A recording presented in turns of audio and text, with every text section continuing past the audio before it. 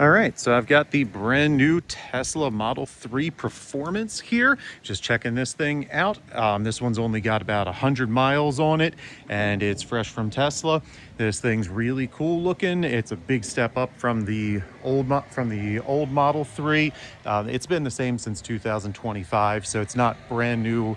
Not a new model like the Juniper. A lot of people also call this the Highland refresh, but this again is the Performance model. So this has the better wheels on this, got the red painted calipers, the bigger brakes. This one, unlike the Y, they really did actually change a lot for the Performance model here. It does have staggered tires, which is pretty sweet. I think they're 275, 30 20s in the back and 235s in the front. It's a pretty small car, even though it is a 4-door here. I think I really like the styling of it for a sedan, for a small sedan.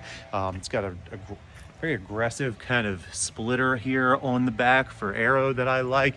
It has a carbon fiber rear spoiler, kind of a cool look on that. And then I don't like this badge. I do like the look of it. I think it's cool for this car, but I think it kind of intrudes on the true plaids. That looks a lot like the plaid badge, and seeing as those are $100,000 cars that have over 1,000 horsepower, to be putting that same badge on the back of this, that is a very large step down from the S or X plaid. I'm surprised they did that. It's strange, but it's not actually the plaid badge. It's a little bit different. Just like I think on the launch edition of the Y, they made a similar badge that kind of looks like that. So I guess they kind of have the launch badge, the Performance badge, and the plaid badge, but now they're all so they're very, very similar. So not a huge fan of that. Jumping inside here, it's pretty nice.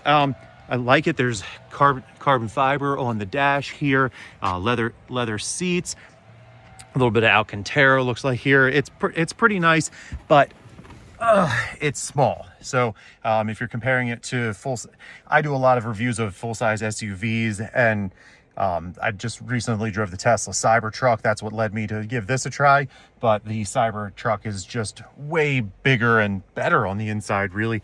But got a huge amount of storage space in here. This slides open and then nicely shuts. This is a phone charger. I did test that. It works well, and also surprisingly the phone doesn't fly off of it even when you launch. They got the angle right on that. You got your cup holders here. You can close that. I like the motion of those things.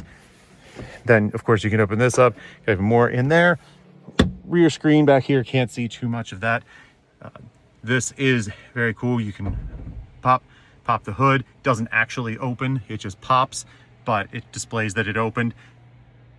Trunk, however, is actually fully powered, and that's super cool. It actually does open up just like that showed.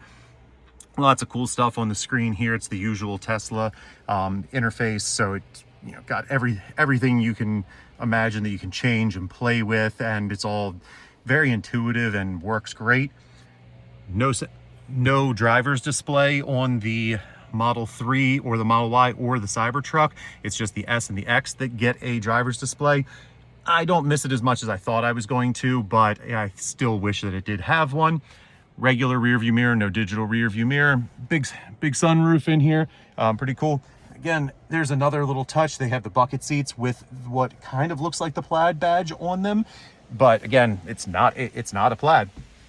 You have it's a button here somewhere for the to open up the, what's it called, the glove box. Actually not seeing it right this second. It's probably right in front of me. There it is. So you can pop that open. Oh man, I'll just move that in there. Again, this car's literally never been driven by anybody else. Well, I think 100 miles or something. Stereo in here is absolutely fantastic. I love the sound of all of the Teslas, the premium models, and specifically that you can adjust all your sound here, but that you have a different basically gain for your subwoofer, which is very important to me, and something that I think more cars should allow you to individually control. Now that I popped the trunk and the hood, let's keep on walking around. I'm 40 years old now, and 6'3", it's kind of a pain in the butt for me to get out of a car that sits this low. It doesn't sit ridiculously low like a true sports car, but it's just a lot lower than what I'm used to. Now, this is where I put the seat. It's as far as the seat will go back. But again, I just said I'm 6'3", and I'm mostly legs. So I'm pretty tall, but that does not leave a lot of space. Let's see. I'm going to go ahead and try and get in here and see if I can. And yes, I can get in behind myself, but I have my legs wrapped around. This would not be a spot I would want to be for very long. And I have a car seat in here, which, yeah, you can see that doesn't really leave much space at all. I couldn't imagine trying to stuff another person in the middle here. You do have a screen down here, and you control your AC, all that good stuff. Pretty airy back here, but I'm gonna flip the camera around to look at me. It's not a lot of clearance there for my head. I can just find the button behind hidden underneath my leg. Try and get my foot out from underneath the seat. Yeah, it's a little tricky to get out. And not too bad, but it's a sports car. So, you know, the fact that they gave you rear seat and rear doors and without making it too big, not bad. Big trunk. Surprisingly large trunk. What we got in here? Do we have a huge sub trunk? Wow. Really impressed with this. That's much larger than I thought it was going to be. So that's definitely cool. I think the seats do fold down in there. Power close like that. All right, let's take it for a drive. A few quick things that I missed here. This does have the aero caps on these rims, so this section here actually comes off, and apparently you won't get quite as good of mileage, but it does look a lot better. I think everybody would agree that it looks way better with those off. So most people probably take those off on their own cars. This is super cool. The arrow here is real. It actually kind of really does cut through there. The door handles, not actually crazy about the door handles. I like what the Cybertruck did. I prefer just regular real door handle, but I guess these are a little bit more aerodynamic. I guess the idea is that you push on here, it pops it open, and then you use the other part of your hand to pull it. It's a little bit weird to get used to. I kind of find myself trying to get it, and then I push it, and then it goes back in, and I have to push it again to get it out. I'm sure it's something that you would get used to if this was your daily driver, but definitely a little goofy. And every time you have a new passenger, they're gonna fumble with your door a little bit. That's a nice touch. I really like how they did that with like the flat. It's a silly little thing, but with the black, I don't know, I guess it's kind of like a shiny black on top of the flat black. It just, in real life, that looks really good. All right, let's drive it.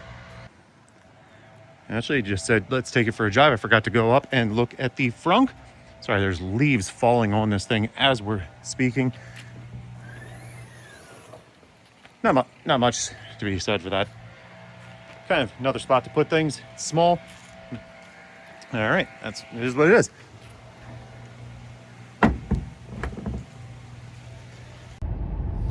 All right, so I'm driving in the Model 3. It's the performance version right now. We're out on the highway. It's actually in full self-driving right now, and which is really unbelievable. After using the full self-driving in a Tesla, I see it as important as air conditioning. I just cannot imagine buying another vehicle that does not have full self-driving after experiencing this. So it's a pretty nice ride in here. It's a little bit louder than some of the X or the Y or even this Tesla Cybertruck do seem to have a little bit more insulation in them that keeps it a little quieter inside, but it's a pretty nice place to be. The headroom's okay for what it is for kind of a sporty car. It's very sporty in this. It sits low, it handles nice, but it's not the luxurious ride of, like I said, the X or the Y. Overall, I'm really impressed with the car. Good build quality, everything on the inside, like I went through on our walk around, all the touch points are leather, Alcantara, carbon fiber, so it's made out of some really nice materials. The steering wheel is nice. They got rid of the yoke on this and went back to the full circle steering wheel, which I think is better. The only place where the yoke really would make sense is maybe on the Cybertruck, because it has the variable steering where you don't actually have to do hand over hand. It's got the panoramic sunroof in here, which is nice. It's got a dark layer of tint on that, so hopefully that would keep the heat out, but it's just about winter time here in New Jersey, so not really noticeable. It is on full self-driving, so it's doing its own thing right now. As you can see, we're stopping at a stop sign. I really love the imagery here where it shows everything that we can see on there. The steering wheel just turns itself. The navigation's going to interrupt us a little bit here, but it does a really good job. I actually do feel safe driving in this without it, ever scaring me, like even just letting another person drive does. The car's a little bit small on the inside for me. I'm used to SUVs, but that's just what it is. It's a small 4-door sedan. So I do have it in hurry mode, so it's kind of getting up here and getting to speed pretty quick. It drives somewhat aggressively. I was a little bit disappointed because it is, today, the 10th of November. This should have Tesla's version 14 for full self-driving, but it actually is still running the version 13, so it's one behind, so it does not have the Mad Max mode and some of the upgrades I was expecting it to. It should have that because it's running hardware 4, which is capable of running version 14, so not sure what's going on there, but this is a demo drive from the Tesla dealer, so I guess they haven't updated it yet. It drives really nice. There's a lot of different settings that you can mess with in here to kind of change the dynamics. I have it. It actually is kind of nice. It changes the dynamics when you go to full self-driving, which I like. So it'll still drive aggressively, but the ride handling changes back. Even though I had it set to sport, it changes back to standard when I do full self-driving, because why would you need sporty handling for when it's driving itself? So as you can see here, it's picking up on all the vehicles on the road. It's doing a really nice job. I'm comfortable kind of paying a little bit less attention than I really should be right now, and we're just going to cruise along. And